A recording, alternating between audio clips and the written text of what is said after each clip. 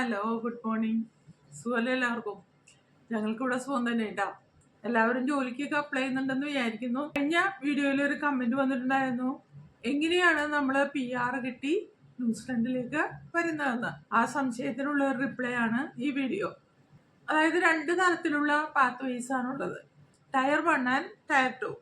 Tyre 1 എന്ന് പറഞ്ഞാൽ straight to residency, tyre 2 എന്ന് പറഞ്ഞാൽ work to residency. Straight to residency എന്ന് വെച്ചാൽ ആ ജോലി കിട്ടുമ്പോൾ തന്നെ നമുക്ക് റെസിഡൻസി കിട്ടും. അപ്പൊ അത് ആദ്യത്തെ സെക്ടറിൽ വരുന്നതാണ്. ഗ്രീൻ ലിസ്റ്റിൽ വരുന്ന ജോബ്സിനാണ് ഇത്തരത്തില് നമുക്കിവിടെ റെസിഡൻസി കിട്ടുന്നത്.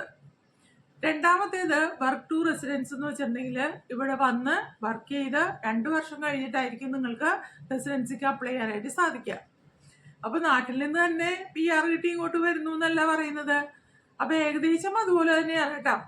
ടയർ 1ലുള്ള ജോലിക്കാര്, എക്സ്പീരിയൻസ് ഉള്ളവര് ഇവിടെ അക്രഡിറ്റഡ് ആയിട്ടുള്ള ഒരു എംപ്ലോയറുടെ കീഴിൽ ജോലി കിട്ടിയാൽ നാട്ടിൽ നിന്ന് തന്നെ നിങ്ങൾക്ക് PR കിട്ടി ഇങ്ങോട്ട് വരാം. അതേ സമയത്ത് ടയർ 2ൽ പെട്ടവരാണെങ്കിലോ അവർക്ക് വർക്കിൽ വന്നിട്ട് ഒരു 2 വർഷം ജോലി ചെയ്തതിന് ശേഷം അവർക്ക് റെസിഡൻസിക്ക് എംപ്ലോയർ ത്രോ അപ്ലൈ ചെയ്യാം.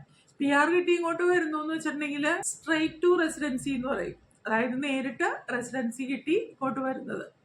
അപ്പൊ അതിൽ പെട്ട ജോലിക്കാർ ആരൊക്കെയാണെന്ന് നമുക്കിവിടെ നോക്കാം. ഒന്നാമത്തേത് ഹെൽത്ത് ആൻഡ് മെഡിക്കൽ പ്രൊഫഷണൽസ്. അവർക്ക് ജോലി കിട്ടുന്നതിനോടൊപ്പം തന്നെ PR കിട്ടി ഇങ്ങോട്ട് വരാം. Doctors, pharmacist, surgeons, registered nurses, midwives, ഇവരൊക്കെ ഹെൽത്ത് കെയർ പ്രൊഫഷണൽസ് ആണ്. ഇവര് ടയർ 1ൽ വരുന്നവരാണ്. അവർക്ക് ഇവിടെ നല്ല ഡിമാൻഡ് ഉണ്ട്. അപ്പൊ അതുകൊണ്ട് ജോലി കിട്ടിയാൽ റെസിഡൻസി കിട്ടിയായിരിക്കും ഇങ്ങോട്ട് വരാൻ സാധിക്കുക. ഇനി രണ്ടാമത്തെ സെക്ഷൻ എഞ്ചിനീയേഴ്സ് ആണ്. സിവിൽ, കെമിക്കൽ, ഇലക്ട്രിക്കൽ, മെക്കാനിക്കൽ അതുപോലുള്ള എഞ്ചിനീയറിംഗ് സെക്ഷനിലുള്ള ജോലിക്കാര്. ഇവർക്കും എക്സ്പീരിയൻസ് ഉണ്ടെങ്കിൽ ഇതുപോലെ ജോലി കിട്ടി സ്ട്രൈറ്റ് ടു റെസിഡൻസിയിലേക്ക് ഇങ്ങോട്ട് വരാം. അതായത് നാട്ടിൽ നിന്ന് തന്നെ PR കിട്ടി ഇങ്ങോട്ട് വരാം. മൂന്നാമത്തേത് ICT tech, software engineers, ICT professionals, core digital specialist, security specialist, ഇവരൊക്കെയും ഈ സെക്ഷനിൽ പെടുന്നതാണ്. മൂന്നാമത്തത് കൺസ്ട്രക്ഷൻ ആൻഡ് സയൻസ്, അതായത് നിർമ്മാണ മേഖലയിലേക്കുള്ള ജോലിക്കാര്. അതില് ഹൈ ലെവലിലുള്ളവർക്ക് മാത്രമാണ്. ക്വാണ്ടിറ്റി സർവേയേഴ്സ് എന്ന് പറയുന്ന ഒരു കൂട്ടരുണ്ട്.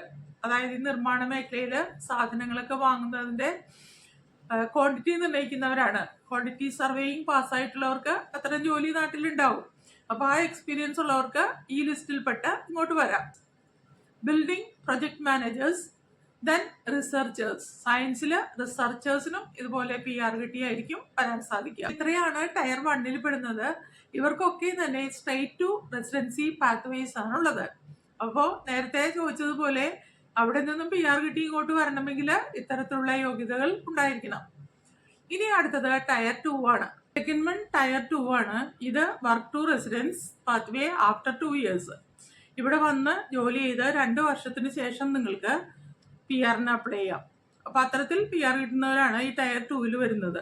അവരാരൊക്കെയാണ് നമുക്കിവിടെ നോക്കാം. Gas fitters, bricklayers, tile layers, ഇതൊക്കെ ബിൽഡിംഗിൽ വരുന്നവരല്ലേ. പിന്നെ ഡീസൽ മെക്കാനിക്ക്, ഓട്ടോമോട്ടീവ് ടെക്നീഷ്യൻസ്, ഇവരൊക്കെയും അതിൽ ഫസ്റ്റ് കാറ്റഗറിയിൽ വരുന്നവരാണ്. ഇവർക്കൊക്കെ നല്ല ഡിമാൻഡ് ഉണ്ട്. അപ്പൊ അതുകൊണ്ടാണ് അവർക്ക് വർക്ക് കിട്ടി 2 വർഷം കഴിഞ്ഞ് റെസിഡൻസിക്ക് അപ്ലൈ ചെയ്യാം. അടുത്തത് കൺസ്ട്രക്ഷൻ ഓപ്പറേഷൻ.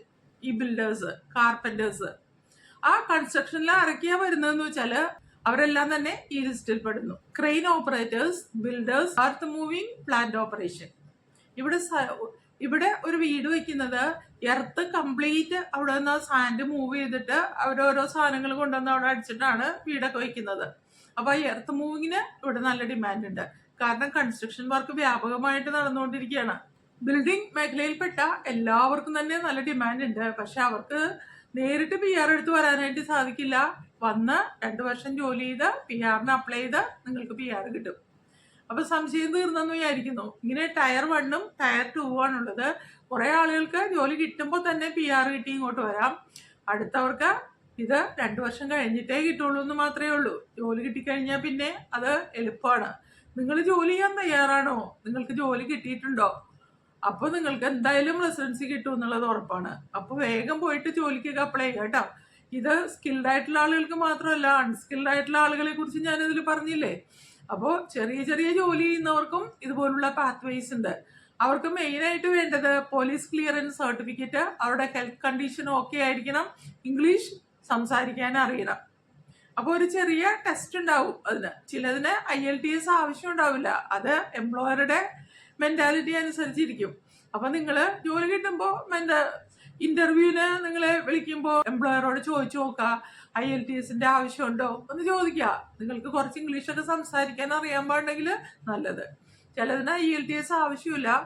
എന്നാൽ ടയർ 1ൽപ്പെട്ട മിക്കവാറും ജോലികൾക്കും IELTS ആവശ്യമാണ്. കാരണം രജിസ്ട്രേഷൻ വേണ്ട ഒരുപാട് ജോലികളില്ലേ, അവർക്ക് IELTS 8 തന്നെ വേണം.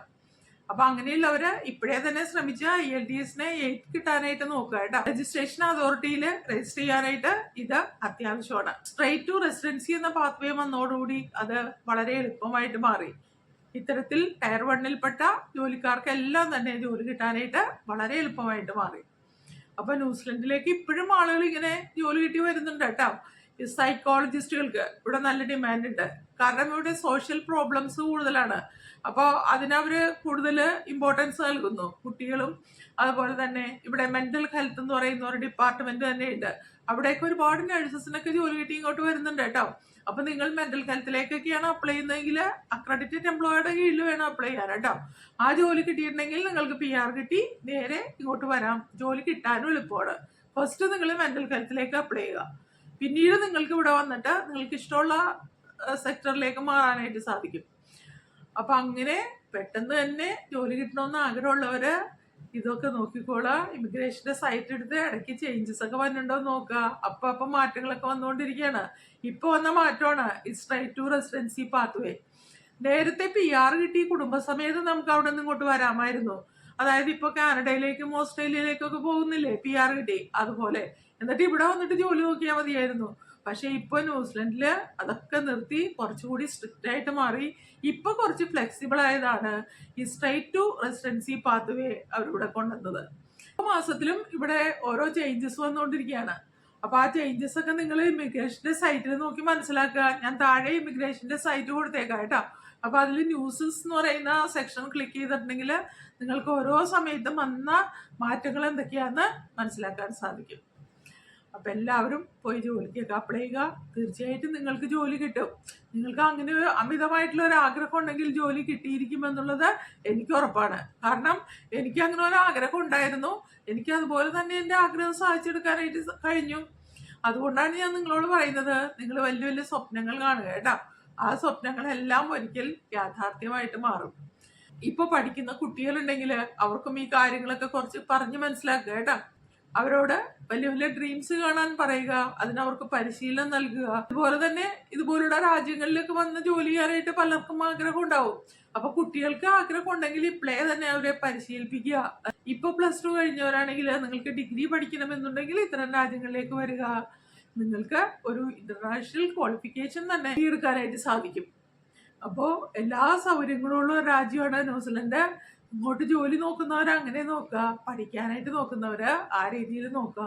സ്റ്റുഡന്റ് വിസ എടുക്കുന്നവർക്ക് ഒരു മാസത്തിനുള്ളിൽ ഇവിടെ എത്തിച്ചേരാൻ സാധിക്കും. അതുപോലെ അവരുടെ പഠനം കഴിഞ്ഞാൽ അവർക്ക് നിശ്ചിത കാലയളവ് ജോലി അന്വേഷിക്കാനുള്ള കാലയളവുണ്ട്. അതിനുള്ളിൽ അവരുടെ ജോലി കിട്ടിയിരിക്കും എന്നുള്ളത് ഉറപ്പാണ്. ജോലി കിട്ടാതെ തിരിച്ചു പോകുന്നവര് ഉണ്ടാവുമായിരിക്കും, പക്ഷെ എനിക്കറിയില്ല കേട്ടോ. എല്ലാവർക്കും അവിടെ ജോലി കിട്ടിയിട്ടുണ്ട്. അപ്പൊ എല്ലാവരും പെട്ടെന്ന് പോയി ജോലിക്കൊക്കെ അപ്ലൈ ചെയ്യാം കേട്ടോ. ശുഭാപ്തി വിശ്വാസത്തോടുകൂടി നിങ്ങൾക്ക് ജോലി കിട്ടും എന്ന് തന്നെ വിശ്വസിക്കാം. അപ്പൊ എല്ലാവർക്കും ജോലി കിട്ടട്ടെ എന്ന് ആശംസിച്ചുകൊണ്ട് എന്റെ വീഡിയോ ഞാനിവിടെ വൈൻഡപ്പ് ചെയ്യുന്നു. ഇനിയും നമുക്ക് അടുത്ത ദിവസം കാണുന്നവരെ. See you. Bye.